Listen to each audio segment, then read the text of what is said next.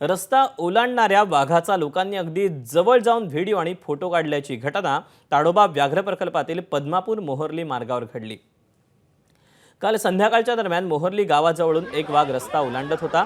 हा वाघ दिसताच रस्त्याने जाणाऱ्या लोकांनी आपली वाहने थांबवली। यातील काही लोकांनी अगदी उत्साहाच्या भरात वाघाच्या जवळ जाण्याचा प्रयत्न केला, त्याचा व्हिडिओ काढला।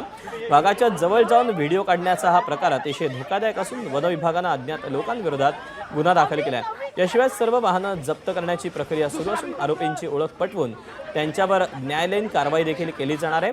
वन्यजीव सुरक्षा राखण्यासाठी अशा कृत्यांपासून दूर राहण्याचे आवाहन वन विभागाने नागरिकांना केले आहे।